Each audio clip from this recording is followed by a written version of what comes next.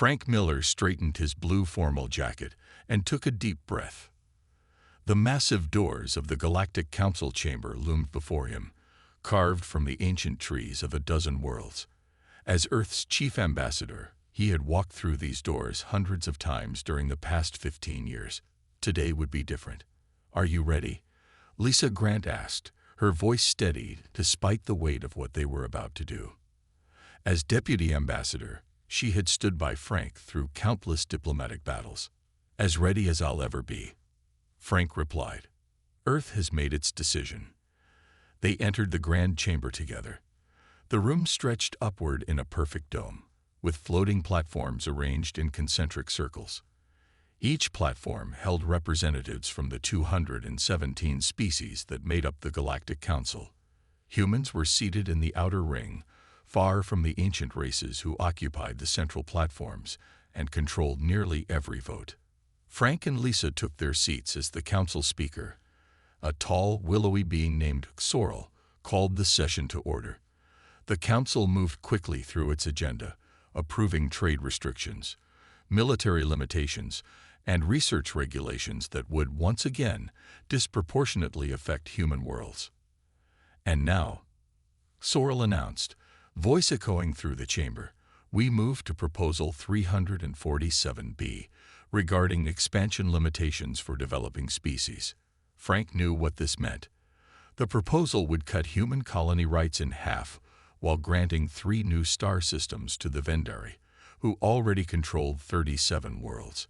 It was the final straw in a long pattern of unfair treatment. The Vendari have shown their commitment to council principles for over 2,000 years, a counselor argued. Humans have only been spacefaring for 3 centuries. They must prove their maturity before gaining further territory. Frank raised his hand to request speaking time, surprising many counselors who had grown accustomed to human representatives quietly accepting their decisions.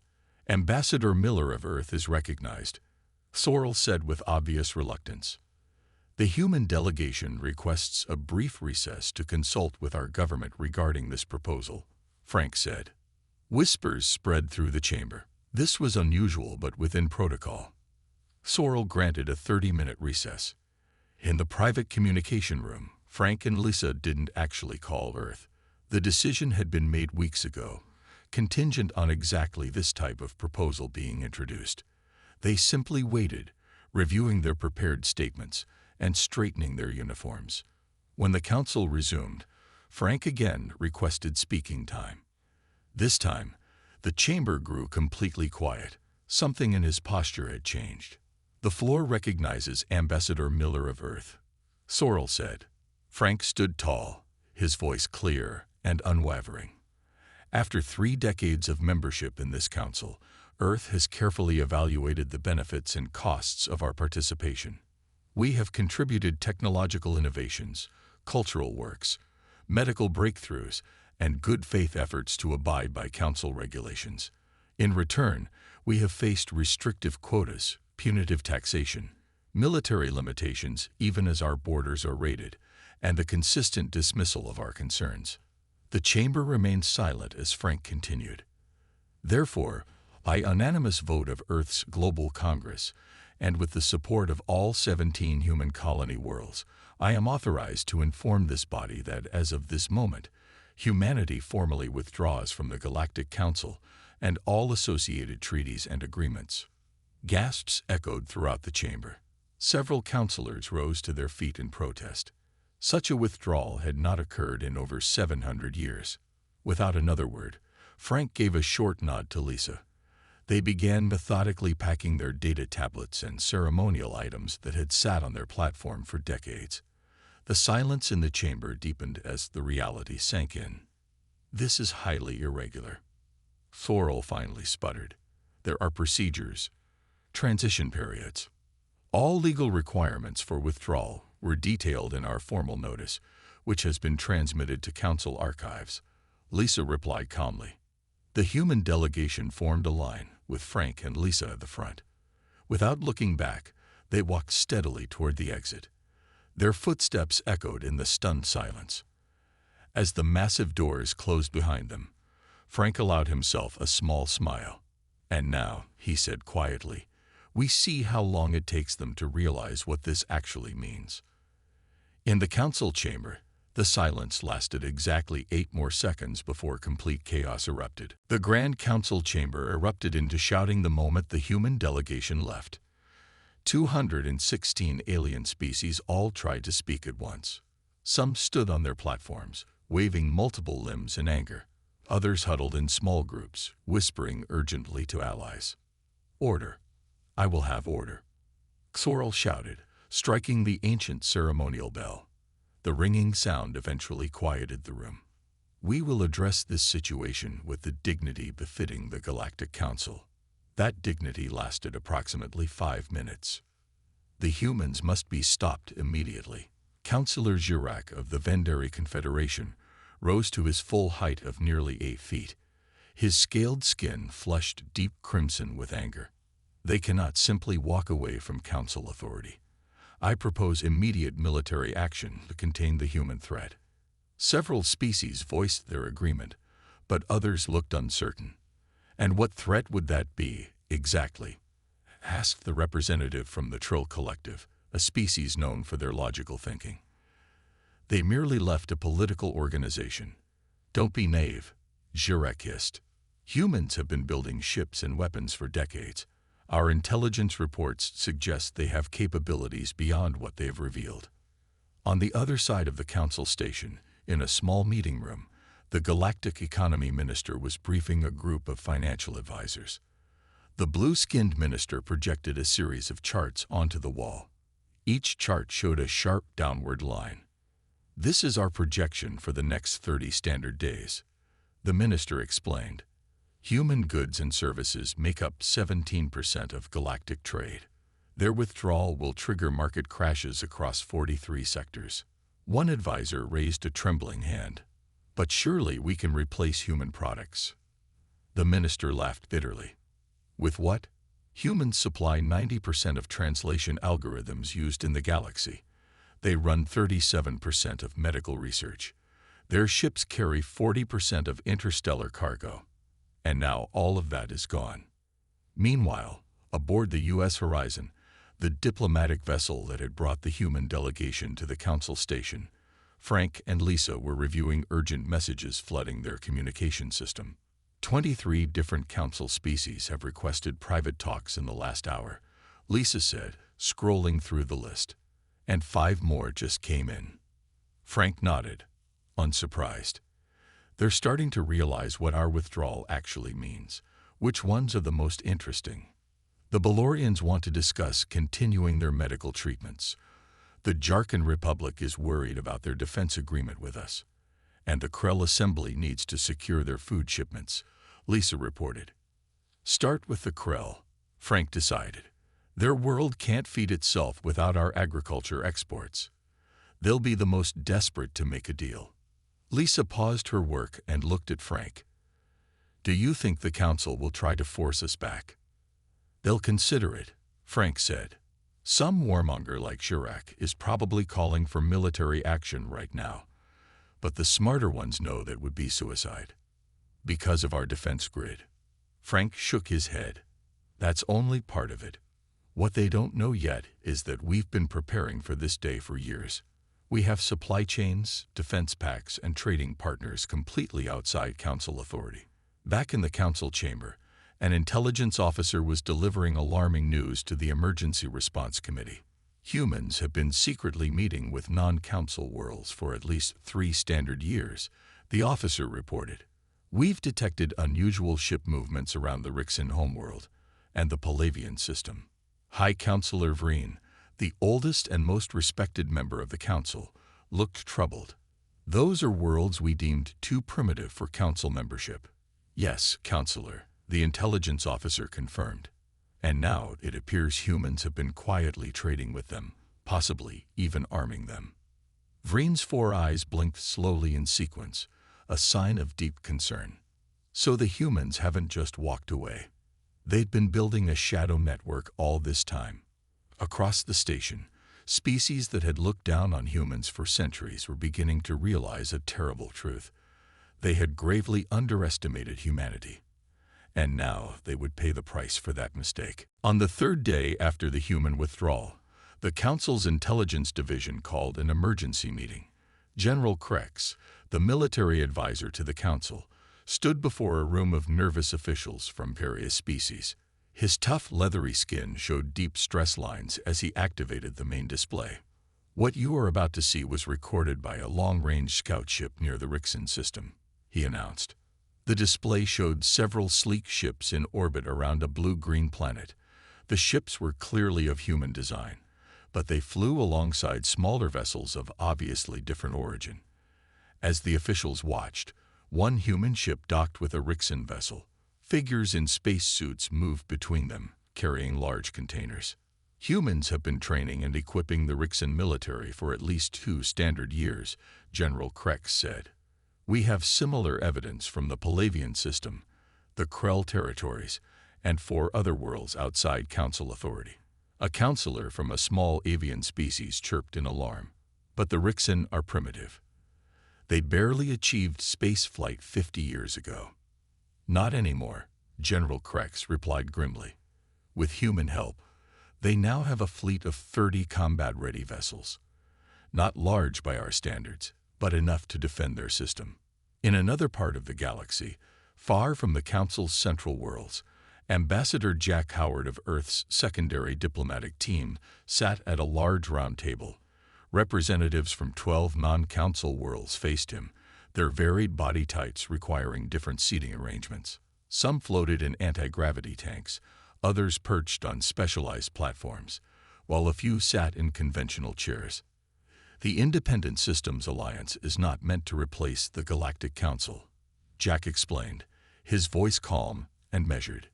"It is an alternative, a place where developing worlds can trade, learn, and grow without the restrictions the Council imposes." The representative from Palavia, a tall being with iridescent skin, leaned forward. "What does Earth gain from this alliance? You are far more advanced than any of us." Jack smiled. "Earth believes in fair partnerships. You have resources we need. We have technology you want.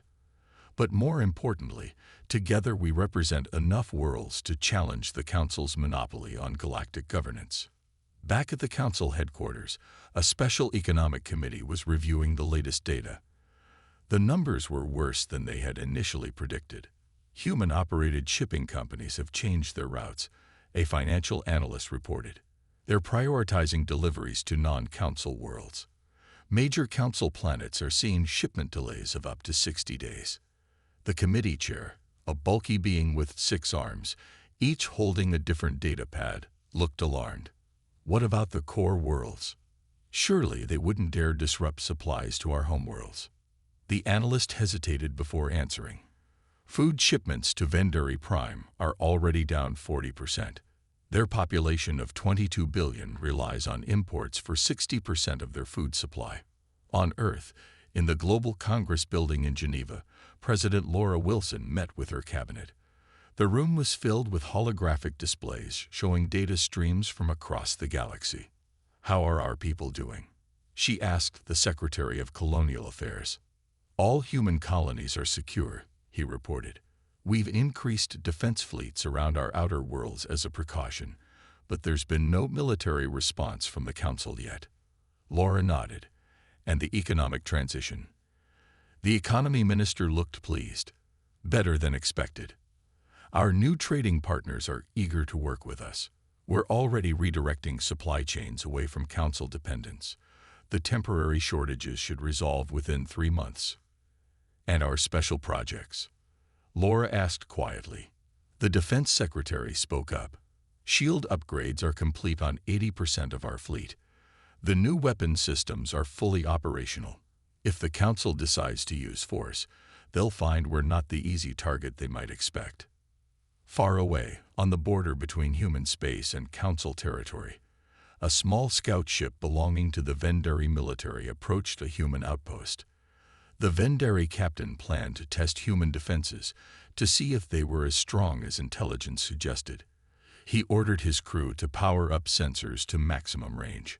Before they could complete the scan, warning lights flashed across their control panels. The human outpost had not only detected them from twice the expected distance, but had locked targeting systems onto their vessel. "They've seen us," the navigator said nervously. "Their weapons could destroy us 5 times over." The captain quickly ordered a retreat. As they turned away, a message came through on all frequencies. A calm human voice simply said, "We see you. Remember that." The Vendari ship returned to base. 2 weeks after the human withdrawal, the Council felt the first major economic impact. An emergency meeting was called as reports flooded in from across Council space. The translator algorithms have stopped working, a communications officer reported to the stunned room. All systems are reverting to basic translation protocols. For decades, human-designed translation technology had been the standard across the galaxy. It allowed for perfect communication between any two species, capturing not just words but cultural context and emotional nuance. Now those systems were displaying a simple message: "License expired. Please contact Earth Linguistics Division for renewal." The Council's head of communications looked panicked. "Can't we just use the old systems?" "The old systems only have 40% accuracy. Trade negotiations, diplomatic meetings, and scientific exchanges will all be severely impacted," the officer explained. At the same time, in the Council's central trade hub, another crisis was unfolding. A shipping administrator, a short, many-armed being, was trying to calm a crowd of angry merchants. "Where are our shipments?" demanded a Vendari food supplier. "My warehouse is empty." The administrator checked his datapad nervously. The human shipping company Stellar Transport has reprioritized their routes. They're focusing on deliveries to human colonies and non-council worlds. "That's illegal," shouted another merchant. "Actually, it's not," the administrator admitted. "When they withdrew from the council, they were no longer bound by our shipping regulations. They can deliver to whoever they want." On Earth, in a high-security research facility, Dr. Susan Kelly was meeting with her team of xenobiologists. Large screens showed medical data from various alien species. "As of today, Council medical facilities no longer have access to our databases," Susan announced. "This includes the treatment protocols for Vendari lung rot, Krell neural decay, and Tricilian bone disease." A young researcher raised his hand. "But those are serious conditions. Without our treatments, millions could suffer." Susan nodded solemnly. "Yes, and for decades, the Council has taken our medical research without fair compensation, patented our discoveries as their own, and restricted which species could receive treatment. That ends now." She touched a control panel, and new data appeared on the screens. "We will continue to provide care directly to patients who come to human medical centers, and we'll share our knowledge freely with our new allies in the Independent Systems Alliance. The Council can have access again when they're ready to negotiate fair terms." Meanwhile, Council diplomats were growing increasingly desperate. A delegation led by Senior Counselor Vreen arrived at a neutral space station for talks with humanity's new diplomatic team. The humans were led by Diane Powell, a veteran negotiator known for her direct approach. "We appreciate you meeting with us," Vreen began, his 4 eyes blinking in sequence. "The Council is prepared to discuss humanity's concerns." Diane didn't smile. 2 weeks ago, you would have dismissed our concerns as the complaints of an immature species. Now that your economies are feeling the pressure, suddenly you're willing to talk. "The situation has evolved," Vreen admitted carefully. "Yes, it has," Diane agreed.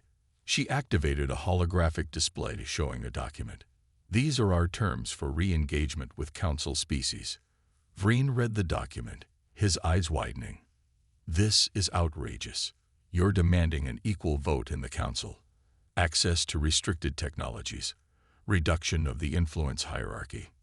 "We're demanding a fair system," Diane corrected him. "The old power structure is ending, whether you accept it or not. These terms aren't just for humans. They would benefit all developing species. The ancient races will never agree to this," Vreen insisted. It would fundamentally alter the balance of power that has stood for thousands of years. Diane's expression remained calm. Yes, it would. That's rather the point. As the diplomatic meeting continued, a crisis was brewing on Vendari Prime, the homeworld of one of the Council's most powerful species. Food riots had broken out in 3 major cities as supplies dwindled. The Vendari government had always assured its people that their dominance in the galaxy guaranteed their prosperity. Now that story was crumbling. In his private chambers, the Vendari High Commander reviewed military options for forcing humans back into the Council system. His advisors had presented plans for a quick strike against a human colony world. The humans must be taught their place, he growled. His chief military strategist looked uncertain. Sir, our intelligence on human defensive capabilities is incomplete. The recent scout encounter suggests they are stronger than we believed. The commander dismissed the concern with a wave of his clawed hand. One outpost with good sensors doesn't mean they can stand against the might of a proper council fleet. Prepare the attack force. We will target their colony on Terran Prime. It's isolated enough that we can claim it was a police action, not an act of war. Little did he know that humans had anticipated exactly this response and were fully prepared for it. The Vendari attack fleet dropped out of faster-than-light travel near Terran Prime, the human colony world. The fleet consisted of 7 battlecruisers, each nearly a mile long. Their dark hulls were covered with weapon ports and sensor arrays. The Vendari admiral stood on the bridge of the lead ship, looking at the blue-green planet on the main screen. No signs of panic from the colony, reported his sensor officer. They must not have detected us yet. The admiral smiled, showing rows of sharp teeth. Begin the approach. Launch fighters when we reach optimal range. On the surface of Terran Prime, in the colony's defense center, Captain Paul Blackwell watched the approaching Vendari fleet on his monitors. His team of operators sat calmly at their stations, nobody showing any signs of fear. They really think we can't see them, Paul remarked with a slight smile. Tactical status. All defense systems ready, replied his second-in-command. Shield generators at full power. Precision weapons locked on target. Emergency evacuation complete.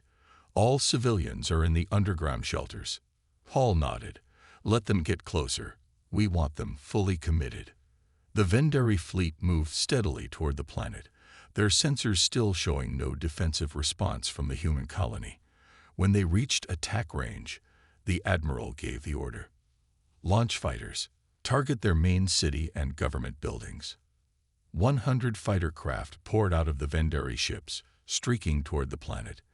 They entered the atmosphere unopposed, their pilots confident in an easy victory. At that moment, Paul Blackwell gave a simple command. Activate shields. A shimmering energy field suddenly appeared above the colony, covering the entire settlement like a dome. The Vendari fighters slammed into it at full speed. Instead of exploding, they simply bounced off the shield, their engines disabled by the contact. What is happening? The Vendari admiral demanded as he watched his fighters drift helplessly. Unknown energy field, his science officer reported. It disabled our ships without destroying them. Impossible, the admiral growled. No shield technology can do that. Back on the planet, Paul gave his next order. Target their battlecruisers. Disable engines and weapons only. From concealed positions around the colony, precision weapon emplacements rose up and fired bright beams of energy. Each beam struck a specific part of the Vendari ships with surgical precision. One by one, the mighty battlecruisers lost power to their engines and weapons. On the Vendari flagship, alarms blared as systems failed across the ship. We've lost engines, the engineering officer reported. Weapons systems are offline. Life support is still functioning. The admiral stared in disbelief at the status displays. How is this possible? Their weapons should not be able to penetrate our shields. They didn't penetrate, the science officer said, his voice shaking. They passed through somehow, as if our shields weren't even there. On all communication channels, a message began broadcasting from the human colony. Paul Blackwell's calm voice reached every ship in the Vendari fleet. Attention Vendari vessels. Your ships have been disabled but not destroyed. Your crew members are unharmed. We could have killed you all. Remember that. You have 6 hours to use your emergency systems to leave our space. If you require assistance with evacuation, we will provide it. The message repeated 3 times and then went silent. In the Council emergency chamber, news of the failed attack spread quickly. The Vendari representative tried to downplay the situation, calling it a minor setback, but other council members were not convinced. The humans disabled 7 battlecruisers without a single casualty, said the Trill representative. This was not a minor setback. It was a demonstration. High Counselor Vreen nodded gravely. They showed restraint. They could have destroyed the fleet but chose not to. The question is, why? An intelligence officer entered the chamber with an urgent report. We've detected 3 previously unknown human fleets near our strategic supply routes. They've been there for days, possibly weeks, completely undetected by our sensor networks. The room fell silent as the implications sank in.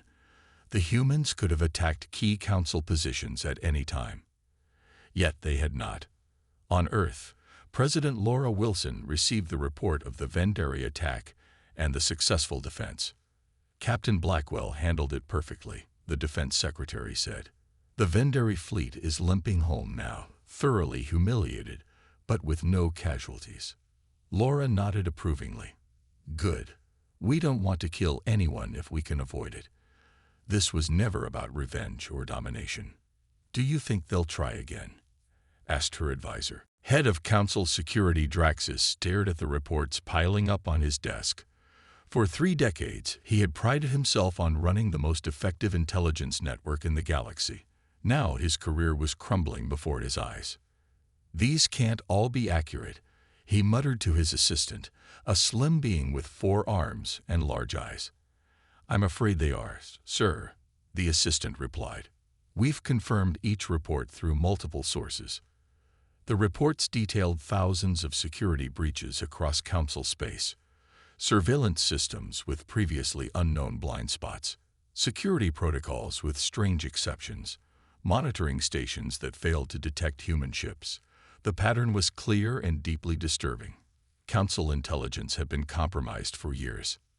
How did we miss this? Draxus asked, his normally confident voice now barely a whisper. In a private council chamber, an emergency meeting of the highest-ranking officials was underway. The mood was grim as Draxus presented his findings. It appears that human counterintelligence operations have been far more effective than we ever imagined, he explained. They created thousands of security gaps throughout our networks, likely over a period of at least 5 years. How could they possibly achieve this level of infiltration? Demanded the Vendari representative, still angry over their failed military action. Draxus hesitated, then displayed an image of a human woman with glasses and gray-streaked hair pulled back in a simple style. This is Amanda Richards. For 7 years, she served as a cultural attaché in the Human Diplomatic Corps. Several council members looked confused. I remember her, said one elderly counselor. Rather forgettable woman, always bringing those strange human sweets to diplomatic functions. Yes, Draxus confirmed. She was widely regarded as ineffective, a harmless bureaucrat shuffling cultural exchange papers. In reality, she was orchestrating the most successful espionage operation in galactic history. The room fell silent as the implications sank in. The humans they had dismissed as junior partners had been several steps ahead all along. Draxus continued, his voice heavy with resignation. I am, effective immediately, submitting my resignation as head of Council Security. Later that day, in a different part of Council space, 2 mid-level officials from different species met in a secure location. Both looked nervous. Did you bring it?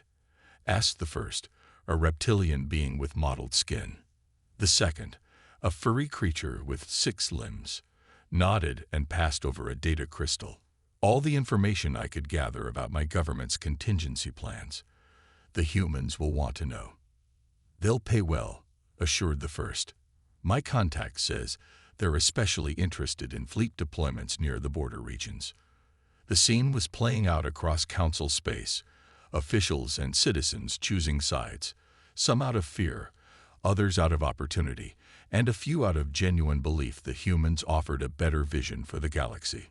On the distant world of Krell, one of the primitive species the Council had long ignored, the planetary leaders watched with growing hope as human engineers helped install advanced communication systems. For centuries, the Council told us we weren't ready for full galactic membership, the Krell Chief Elder said to his human advisor.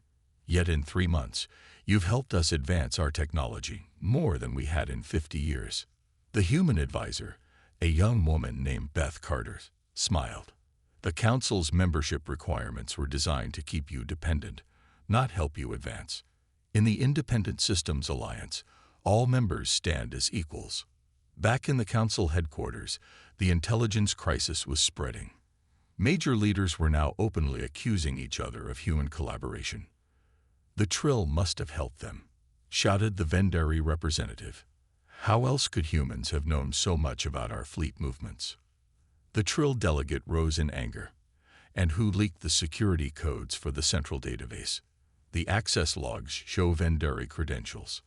High Counselor Vreen watched the accusations fly back and forth with growing despair. The council that had stood for thousands of years was tearing itself apart from within.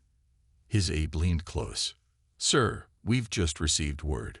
3 more member species have announced they're considering leaving the council to join the Human Alliance."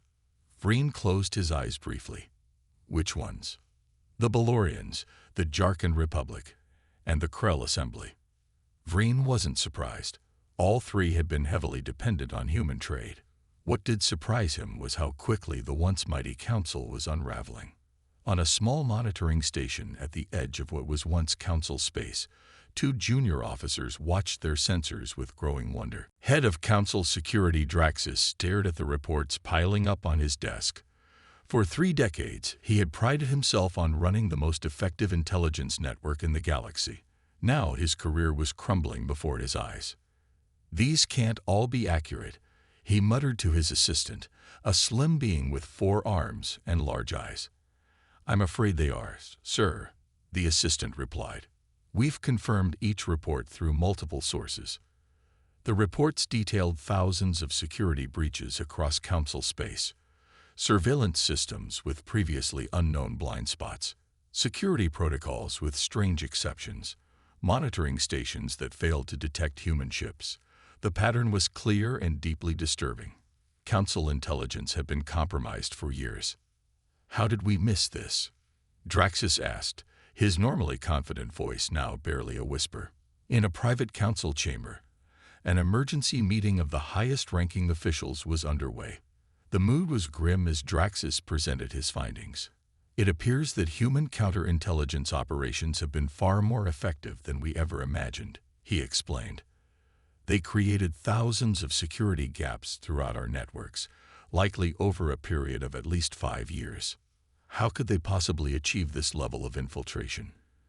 demanded the Vendari representative, still angry over their failed military action.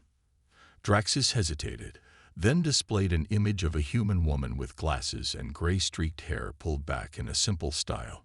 "This is Amanda Richards. For 7 years, she served as a cultural attaché in the Human Diplomatic Corps."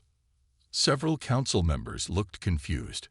"I remember her," said one elderly counselor. "Rather forgettable woman, always bringing those strange human sweets to diplomatic functions." "Yes," Draxus confirmed. "She was widely regarded as ineffective, a harmless bureaucrat shuffling cultural exchange papers. In reality, she was orchestrating the most successful espionage operation in galactic history." The room fell silent as the implications sank in.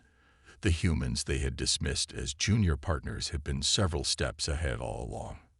Draxus continued, his voice heavy with resignation. "I am, effective immediately, submitting my resignation as head of Council Security." Later that day, in a different part of Council space, 2 mid-level officials from different species met in a secure location. Both looked nervous. "Did you bring it?" asked the first, a reptilian being with mottled skin. The second, a furry creature with 6 limbs, nodded and passed over a data crystal. "All the information I could gather about my government's contingency plans. The humans will want to know." "They'll pay well," assured the first. "My contact says they're especially interested in fleet deployments near the border regions." The scene was playing out across council space, officials and citizens choosing sides, some out of fear, others out of opportunity, and a few out of genuine belief that humans offered a better vision for the galaxy. On the distant world of Krell, one of the primitive species the Council had long ignored, the planetary leaders watched with growing hope as human engineers helped install advanced communication systems. "For centuries, the Council told us we weren't ready for full galactic membership," the Krell Chief Elder said to his human advisor. "Yet in 3 months, you've helped us advance our technology more than we had in 50 years. The human advisor, a young woman named Beth Carter, smiled. "The Council's membership requirements were designed to keep you dependent, not help you advance. In the Independent Systems Alliance, all members stand as equals." Back in the Council headquarters, the intelligence crisis was spreading. Major leaders were now openly accusing each other of human collaboration. "The Trill must have helped them," shouted the Vendari representative. "How else could humans have known so much about our fleet movements?" The Trill delegate rose in anger. "And who leaked the security codes for the central database? The access logs show Vendari credentials." High Counselor Vreen watched the accusations fly back and forth with growing despair. The council that had stood for thousands of years was tearing itself apart from within. His aide leaned close. "Sir, we've just received word. 3 more member species have announced they're considering leaving the council to join the Human Alliance." Vreen closed his eyes briefly. "Which ones?" "The Balorians, the Jarkan Republic, and the Krell Assembly." Vreen wasn't surprised. All 3 had been heavily dependent on human trade. What did surprise him was how quickly the once mighty council was unraveling. On a small monitoring station at the edge of what was once council space, 2 junior officers watched their sensors with growing wonder. 3 months after humanity's withdrawal, the Galactic Council was preparing desperate measures.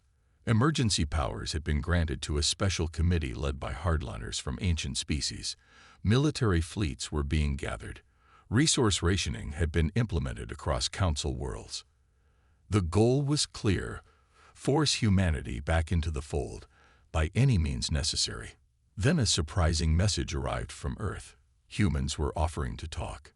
In a neutral space station located between council and human territory, representatives from both sides gathered. The council sent a delegation of their most experienced diplomats, led by High Counselor Vreen.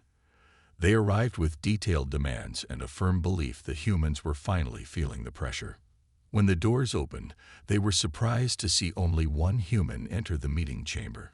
Eric Morris was not a famous diplomat or politician. He was a chief negotiator for Earth's government, known for resolving complex disputes. "Where is the rest of your delegation?" Vreen asked, his 4 eyes blinking in confusion. Eric smiled politely. "I'm authorized to speak for Earth and all human colonies. I'm also authorized to speak for the Independent Systems Alliance, which now includes 27 formerly non-aligned worlds." He placed a small device on the table. It projected a hologram of a document titled Galactic Assembly Charter. "What is this?" asked the Vendari representative suspiciously. "A proposal," Eric explained. "Instead of continuing a conflict that harms everyone, we're offering a path forward. The Galactic Council would be dissolved and replaced by the Galactic Assembly." The council delegates exchanged worried glances. Vreen leaned forward to examine the document. "This completely restructures galactic governance," he said after scanning the first few sections. "You're proposing representation based on population, scientific advancement, and cultural contributions rather than seniority." "Yes," Eric confirmed. "The current system favors ancient species simply because they've been around longer. That might have made sense thousands of years ago, but it doesn't serve the galaxy now. The Vendari diplomat pounded a fist on the table. This would reduce our influence significantly. It would make your influence proportional, Eric corrected him. No single species would dominate the assembly the way some have dominated the council. As the council diplomats read further into the document, they found more revolutionary ideas. Protections for developing civilizations, restrictions on resource exploitation, requirements for technology sharing, legal equality for all sentient beings. These terms are impossible, the Vendari diplomat declared. The council will never agree to this. Eric remained calm. Then the council will continue to lose members. 7 more council species have already approached us about joining the Independent Systems Alliance. Your economy will continue to suffer as trade shifts to our networks, and if military action is attempted again. He didn't need to finish the sentence. Vreen studied the human carefully. You seem very confident for someone whose civilization walked away from the established order only 3 months ago. We've been planning this transition for over a decade, Eric replied. The walkout was just the final step. The meeting continued for hours as council delegates raised objections, and Eric patiently addressed each one. By the end, even the most stubborn council members could see the reality of their situation. We will take your proposal back to the full council, Vreen said finally. But I must warn you, there will be strong resistance to these changes. We understand, Eric said. Change is difficult, especially for societies that have existed for thousands of years. But the current system is unsustainable. Either we build something better together, or watch the old order collapse completely. After the council delegation departed, Eric made a secure call to President Laura Wilson on Earth. How did they take it? She asked. About as expected, Eric replied. Shock, anger, denial. But they'll come around. They don't have many other options. Laura nodded. And if they reject the assembly proposal, then we proceed with Phase 2, Eric said. But I don't think it will come to that. Vreen understands what's at stake. He'll convince enough of them. When Eric's ship departed the neutral station, a small Rixen vessel decloaked and moved alongside. The Rixen, once dismissed as primitive by the Council, had developed remarkable stealth technology with human assistance. They're returning to Council space, the Rixen captain reported over the comm. Based on their communications traffic, they're deeply divided on how to respond. 6 months after the human walkout, representatives from 117 spacefaring civilizations gathered on Luna, Earth's moon. The vast dome of the new assembly hall had been constructed in just 2 months, showcasing human engineering prowess. Inside, each species had an equal space in the circular chamber, a deliberate contrast to the Council's hierarchical arrangement. The former Council species had fought the change until the very end. But as their economies faltered and more members defected to the human-led alliance, they had finally accepted the inevitable. Now they sat among species they had once dismissed as unimportant, forced to accept a new reality. Ambassador Nicole Martinez of Earth stepped to the central platform. At 42, she had spent her career working for greater cooperation between species. Now she would lead the first session of the Galactic Assembly. Welcome to a new chapter in our shared history, she began. Her voice carried clearly to all delegates, each hearing her words in their native language thanks to the new translator devices provided by Earth. 6 months ago, humanity walked away from a system that no longer served the greater good. Today, we walk forward together on a different path. Nicole looked around the chamber, meeting the eyes, eye stalks, and sensory organs of dozens of different species. This assembly is founded on principles that benefit all: equal representation, mutual respect, and shared prosperity. No species will dominate. No civilization will be left behind.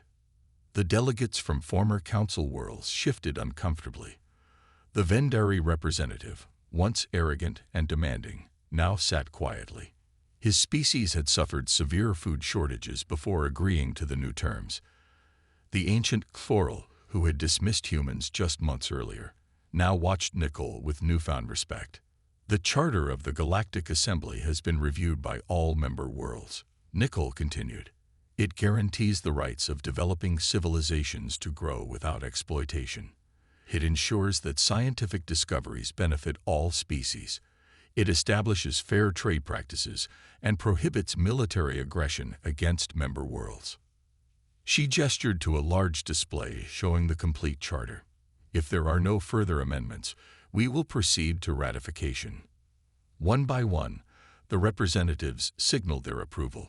Even the former council species, recognizing the benefits of stability over continued conflict, added their consent.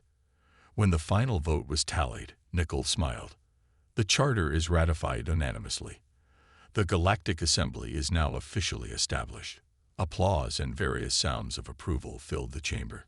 Species that had barely acknowledged each other under the old system were now initiating conversations, discussing trade opportunities and cultural exchanges.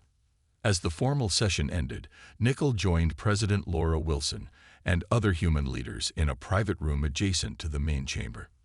They'd ratified it without a single objection. Nicole said, still somewhat surprised. Laura nodded. They know it's in their best interest. Even the old council species will benefit in the long run, though they may not admit it yet. The Defense Secretary looked pleased. And no need for Phase 2 after all. Speaking of which, Laura said, I think it's time to reveal our final surprise. They returned to the assembly hall, where delegates were mingling during the recess. Laura took the central platform, immediately drawing everyone's attention. As the first act of the new Galactic Assembly, she announced, Earth would like to share a technological breakthrough. Our scientists have developed a method of faster-than-light communication that will connect our worlds in real time, regardless of distance. Excited murmurs spread through the crowd. Even with advanced FTL travel, communication across the galaxy had always been limited by light speed, creating delays of days or weeks between distant systems. This technology will be freely shared with all Assembly members who have ratified the Charter and its principles of equality and self-determination. Laura continued, It will transform how we trade, how we learn from each other, and how we build our shared future. The former Council species realized with growing shock that humans had been holding back technologies far beyond what anyone had suspected. Their gamble to force humans to return to the Council now seemed not just misguided, but foolish. As the session concluded, an elderly coral approached Nicole. When your species walked out of our council chamber, he said slowly, I thought it was the impulsive act of an immature race. Now I see it was the most carefully planned diplomatic move in galactic history. Nicole smiled. Sometimes the best way to fix a broken system isn't to repair it from within. Sometimes you have to walk away and build something better.